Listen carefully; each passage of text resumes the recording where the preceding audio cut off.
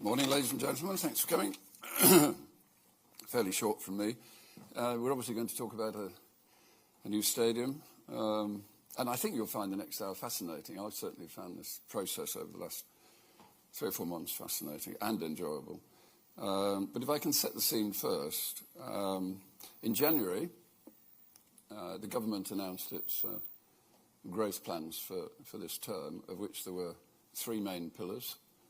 There was the new runway at Heathrow, there was the Oxford-Cambridge Silicon Valley corridor, but thirdly was the regeneration of southern Manchester, Old Trafford, which was the origins of the Industrial Revolution a couple of hundred years ago.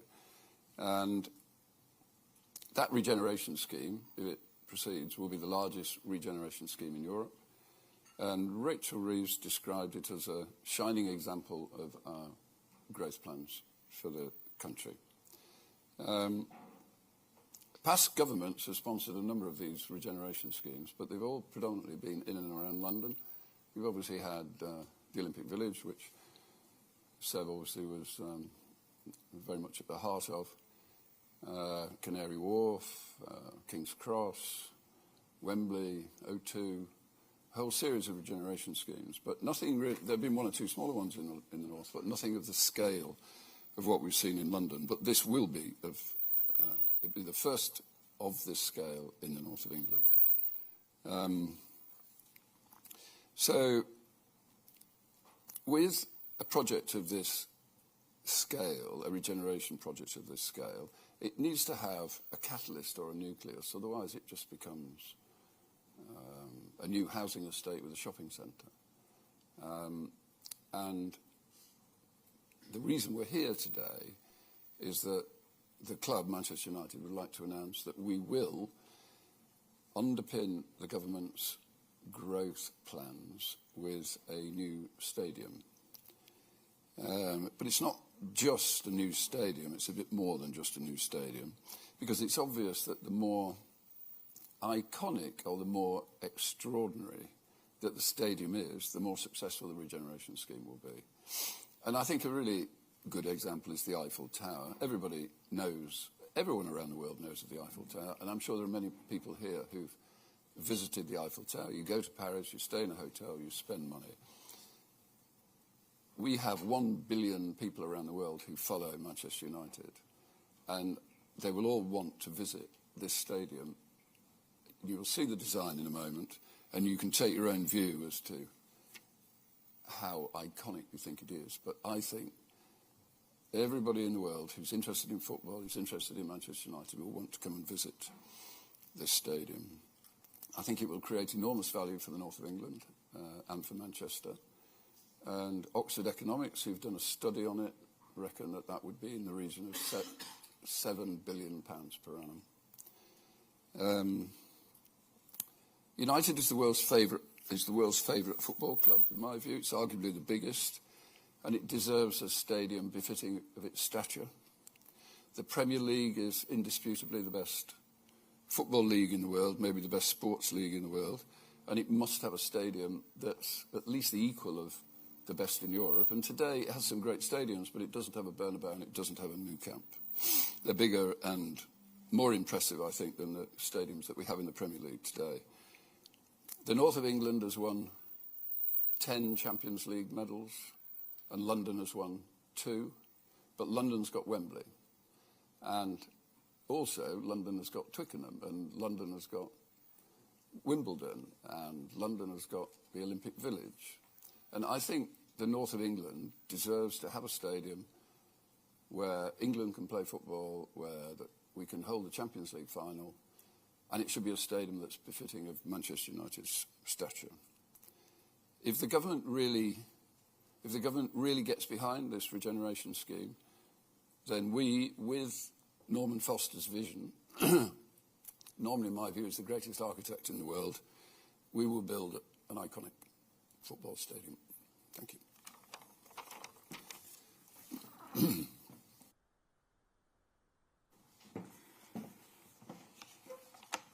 Thank you very much, Jim. I think we can all agree that it's incredibly exciting and, as you said, will bring huge benefits, not just for Manchester, but the entire region.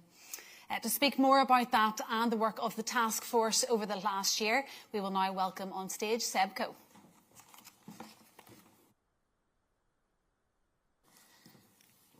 Thank you, and Jim, thank you for setting the scene.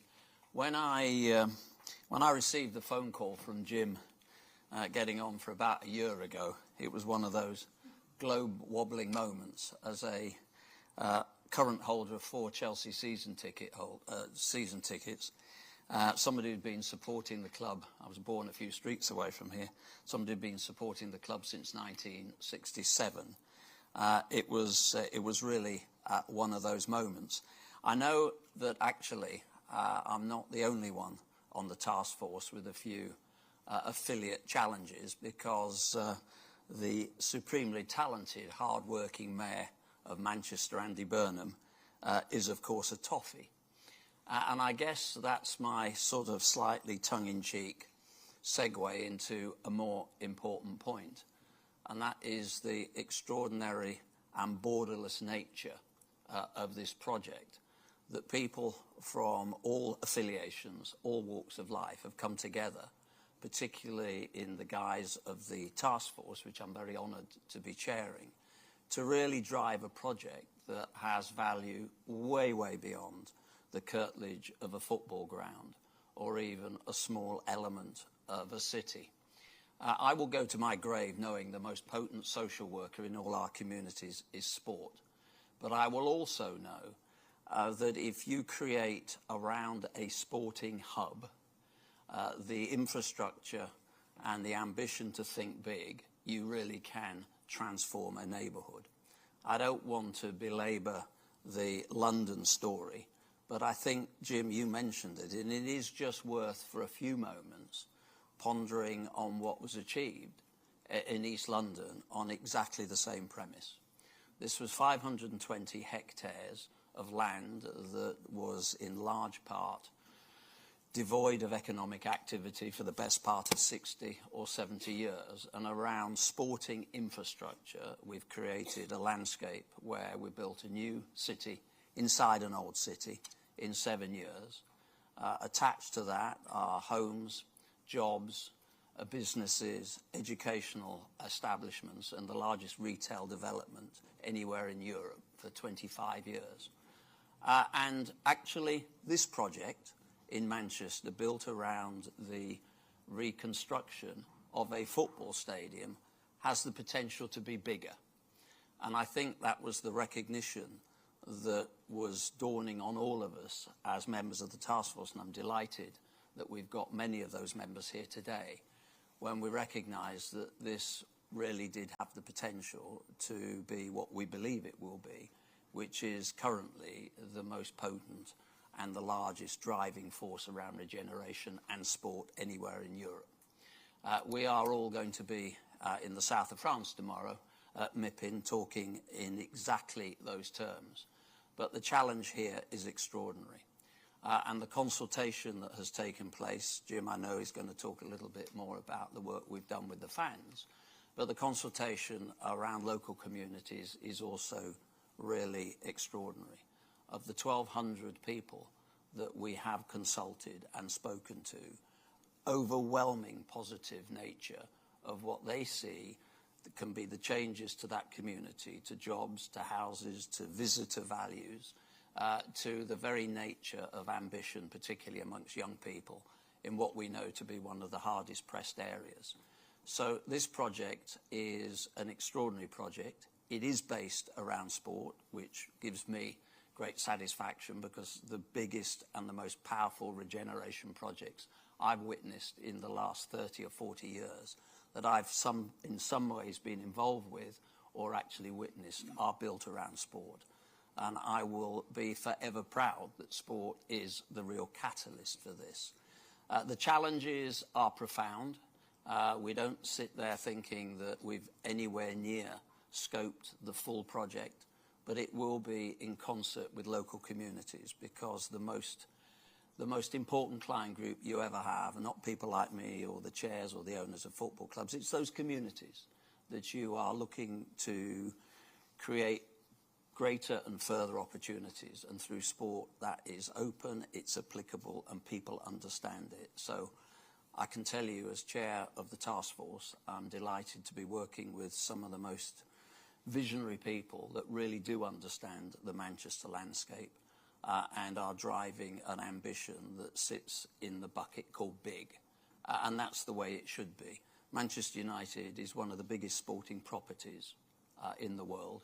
It deserves a stadium that befits that status, and it is really important, as somebody that was brought up in the north of England, that we absolutely drive those opportunities. It's not about the economics of displacement. It is simply about what we can do through sport to help engage local communities and forever drive up those ambitions. So, Jim, thank you for giving me that opportunity. And I'm delighted to be here today. And thank you to the task force for being here as well. Welcome, Omar, as well. Thank you, guys, for joining me up on stage. Well, that's the best place to start, Jim. That is incredible. I'm sure you've seen it so many times, that video, but it's still inspiring every time you do see it. And it has been a journey to get to this point. Tell us more in detail how you arrived at this decision. Well, it was. I mean, it just started from the point that we needed a stadium which befitted the stature of Manchester United and Manchester United. I mean, obviously, there's a degree of bias because I was brought up in Manchester. I've always been a fan of Manchester United, but I think it is the greatest football club in the world. It's certainly the most well-known football club in the world, and it needs a stadium of that stature, I think. It's more challenging, obviously, to build a stadium of 100,000, but I think the UK needs a stadium of that sort of presence, and the north of England, I think, is the best place to build it. And I just think it will become recognised throughout the world. Yeah. And at the end of the day, that will also help Manchester United, obviously. The design is absolutely incredible. Seb, of course, you've mentioned it before. You led the task force on the project, and you produced a detailed options report to the club and to local government executives. Can you talk us through the process of that and how you arrived then at the conclusions of the report?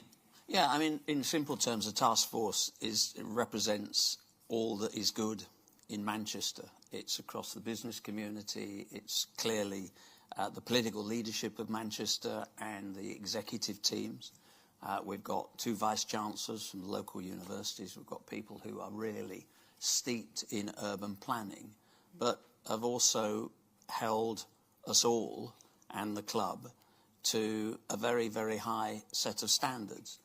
I made the point just a few moments ago that the one thing that is often overlooked is that the most important group of people that you are ultimately responsible to are, yes, obviously the fan base of any sporting organisation that you're seeking to make adjustments to, but also the community that you're putting that in. I mean, neighbourhoods, people, networks. And so we did a lot of work with the fans, and actually the chair of the Manchester United fan group is on the board, Duncan. But we also went out of our way to really understand what local communities were saying. And I can tell you, I'm going to put a bit more meat on the bones, we surveyed over 1,200 people in different groups and very carefully identified as people that really this project would have an impact on. And the overwhelming response was everything from carbon footprint through to green spaces, through to meaningful, sustainable jobs, housing, the creativity around a second and third generation business base, and the recognition that the area could really be turbocharged through the focal point being the football club and the ambition of the task force. I hope I'm not speaking on behalf of the task force today in a way, but I think every one of us would agree that we just got more excited as the project developed and the ambition got bigger, and the recognition that we had a real responsibility to create and carve out some options that would survive when the rubber hit the road. Well, it looks amazing, as I said. And Omar, thank you for joining us on stage.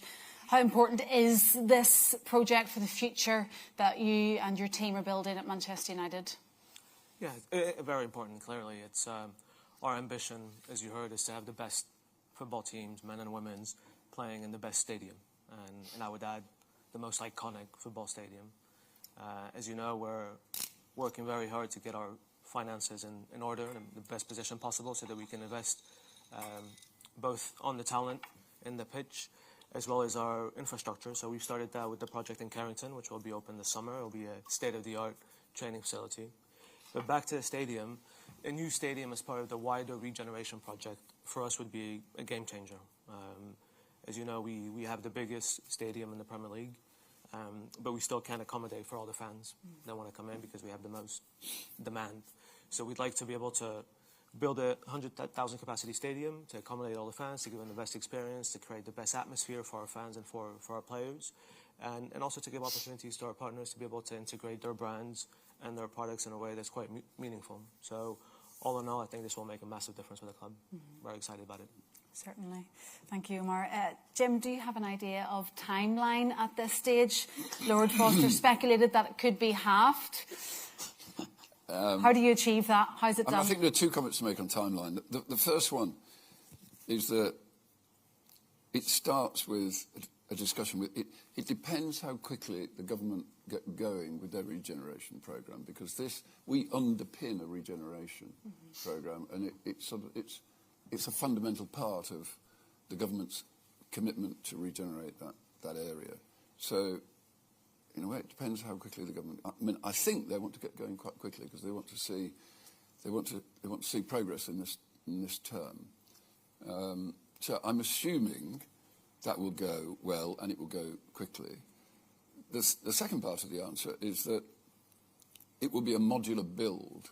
There'll be an immense amount of work for the local people of Manchester, but the modules which you heard Norman Foster talk about means that we can build the stadium much more quickly. So there are yards in the world which specialise in building very large structures which are then shipped to locations around the world. And we have an example of that in Antwerp at the moment, where we're building probably the largest petrochemical facility that's been built for the last 50 years, and it's been built in Abu Dhabi and Indonesia and Thailand, and the components are being shipped in, and they weigh 5,000, 6,000, 7,000 tons each. And they come in by ship, and then they're wheeled in on these extraordinary sort of vehicles with a lot of wheels. And we will do the same thing. And the thing that allows us to do that, of course, is the Manchester Ship Canal. If we didn't have the Manchester Ship Canal, we wouldn't be able to do that. So that halves the time. I think normally if you were building a stadium of 100,000 brand new from ground up in an area that also needs to be regenerated, it's a 10-year project. But I think if we get going with the government, and I know they're enthusiastic to get going quickly, then I think it's a 5-year project, not a 10-year project. It's got those two provisos. It's amazing. Omar, clearly there's still feasibility work to do, but at this early stage, how do you think the plans can be financed? Yeah, as you say, it's still quite early, and also as a PLC, we can't speculate too much about the funding. But what I would say is the new stadium as the centrepiece of the wider regeneration project is a very attractive investment opportunity. So we're quite confident that we'll be able to find a way to finance the stadium. Okay, thank you, Omar. Seb, clearly there's a massive opportunity, not just for the club. You've all touched on it, for the community and the region. Can you talk more about the economic impact of the project? Yeah, I can. The one point that I would make, it wasn't the toughest negotiation with Jim when he asked me to do this, but one of the things I really wanted to make clear at the beginning is that I wanted to really, and the task force was very keen, to make sure that we were unlocking economic, social impacts that went way beyond the curtilage of the football stadium. Jim's right. If you have if you're not careful, then you basically only have a new stadium and the rest becomes a housing project. But the interlocking parts here are really important. And one of the best examples of that is the work that we're currently doing about moving the freight yards from one side of the stadium. That's not just for ease of access and allowing us to optimise the curtilage of the land, it also frees up everything from housing opportunities, business opportunities. It moves freight off passenger routes in that part of the northwest, commuter routes as well. And it's really important because the work that Oxford Economics have done for us has really identified, and we really pushed them on this, that we wanted this also to have a regional impact, both in supply chains and all the sorts of things that you have to have together, the operational integration that goes into the development of a site like that. So simply moving the freight allows us, or allows government to meet its freight targets. It will actually add to the ecological advantage of the local area, certainly emissions as well, and allows us to absolutely tap into and unlock other opportunities like fresh housing and new business opportunities. So that is just one example of why the thinking around the stadium is so much bigger than simply the delivery of a world-class stadium, much that it is needed. Yeah, it's going to have such an impact on all the people of the north of England, as you say. We do have a special guest by way of a video who's going to explain how important this will be for Manchester and the wider area. Our common goal on the task force has been to try to unlock the full power of the club for the benefit of its supporters and for Greater Manchester as a whole, creating thousands of new homes and jobs. If we get this right, the regeneration impact could be bigger and better than London 2012. Manchester United could, and indeed should, have the best football stadium in the world. To me, that means one that is true to the traditions of the club, affordable to all with nobody priced out, and setting new standards in the game globally. I believe this vision can be realised, and if so, the benefits for Greater Manchester, the North West and the country will be huge. Good to hear the thoughts of Andy Burnham. Just before we conclude the questions on the stage, Jim, can you explain why this project is so important to you and the club? Yeah, I think it's repetition, unfortunately. I mean, I've been a lifelong fan of Manchester United, so I do have a bias, but I do. Everywhere I go in the world, I meet Manchester United supporters. Irrespective of where I am, there are always Manchester United supporters.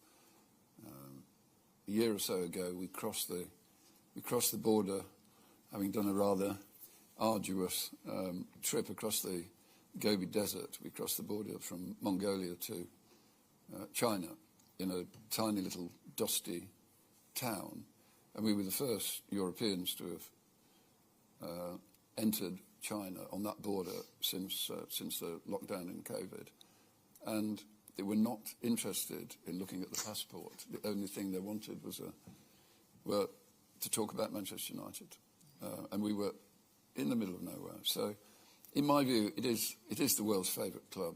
It is the world's biggest club. And I think, because this is biased, I think it's the world's best club. It's obviously had a difficult period for the last 12 years, but it deserves to have the finest stadium in the world, in my view. And that is very much my objective in building a new stadium, that it's the most iconic, it's the biggest, it's the most iconic, it's the most recognisable.